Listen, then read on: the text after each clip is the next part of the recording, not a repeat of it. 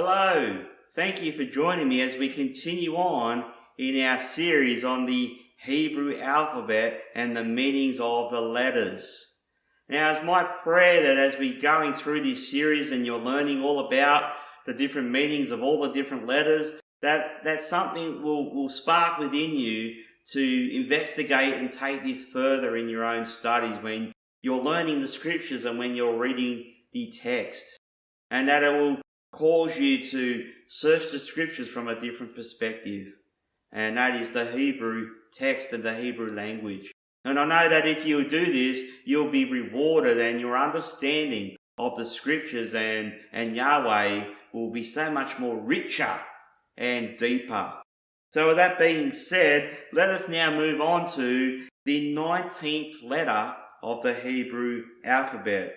So let's first look at this letter in the square script. So the 19th letter of the Hebrew alphabet is the letter Qoph. And it is spelt with a Qoph, a Waw, and a final pay. It looks a little bit like a lowercase p in English. Now let's have a look at what this looks like in the Paleo script. And it looks a little bit like the square script. A little bit different, but you can see the similarities there. Now let's look at the last script, which is the Pictograph, which are like the pictures of what the letter is representing. So the Pictograph for the letter Qoph is as follows, and you can see there on your screen. There is a slight similarity to the Paleo, and it looks like a stick figure drawing of the sun rising or setting on the horizon. So we'll have a look at the three forms next to each other. So here on the left we see the Qoph in the modern script, and in the middle we have the Paleo, and on the right hand side we have the Pictograph. So we can see how this letter has changed over time and ended up in the modern square script, going from a stick figure drawing of the horizon, and then it's carried through to change to what we have now in the modern square script.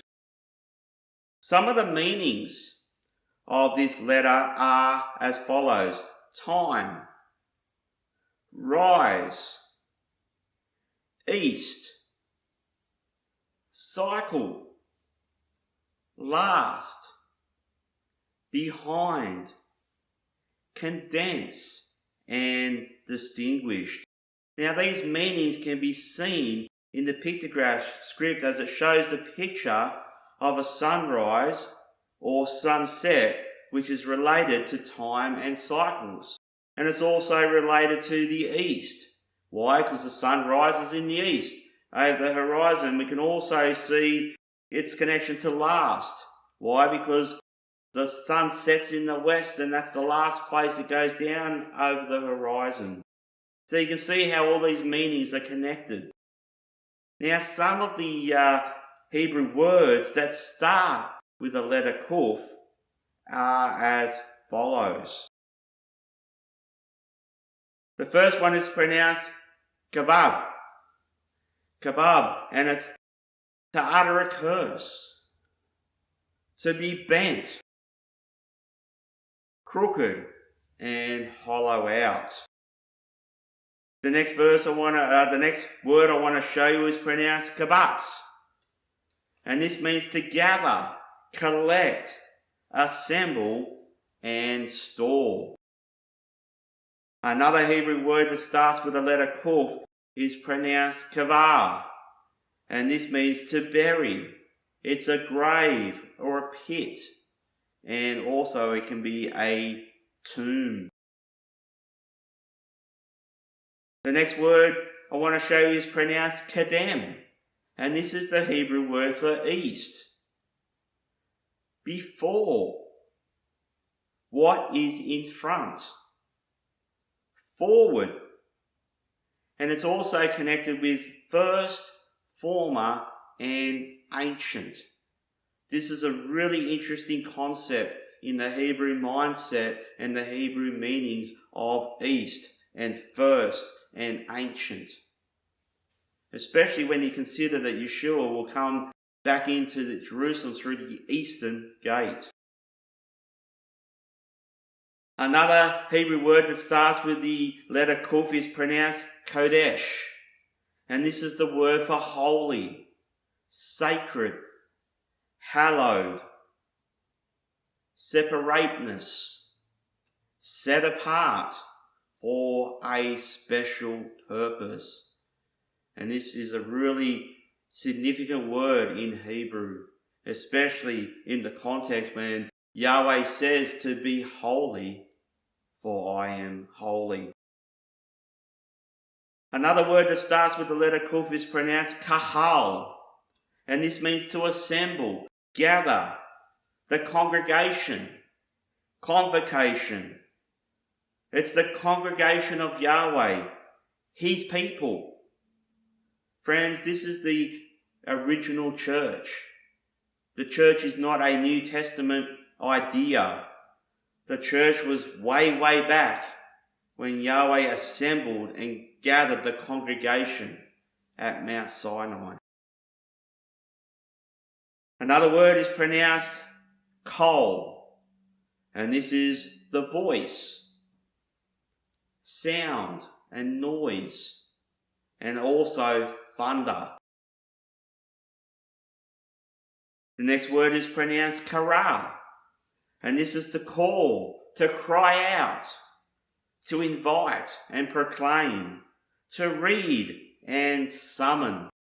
This three-letter root here, kara, is the root for the book of Leviticus in Hebrew, which is actually Vayikra, and it means and he called. Quite different from Leviticus or the book of Numbers. Has so much more depth and meaning when you understand what it is all about. The next word I want to show you is pronounced karav, and this is to come near, approach, to draw near, enter into. And this is the basis for the sacrifices in the book of Leviticus. The offerings and the sacrifices were given so they could draw near and approach Yahweh. And the last word I want to share you with, it starts with the letter Qoph, is pronounced keren. And this is the word for horn, shofar, the ram's horn, strength, might, power, and to radiate and also rays and beams. Friends, there are other words that we could have covered, and some of these words I have covered with you, you may be familiar with. Others I have highlighted as they have quite a different meaning in the original Hebrew text than what the English translations show. There are some words that have a relationship with the meaning of the letter Qoph, like kavatz, which is to assemble or gather together, just like the light does when the sun rises above the horizon, which is connected to the kahal, which is the assembling of the congregation of the people of Yahweh. The sun rises in the east, which is the word kadem. So next time I'll be teaching on the 20th letter of the Hebrew alphabet, which is the letter Resh. So until then, may Yahweh watch over you and protect you and your loved ones. Until next time, blessings and shalom. Thank you for watching. We pray that this teaching has been a blessing to you. For more information, please go to www.ancientfoundationbiblefellowship.com. Shalom.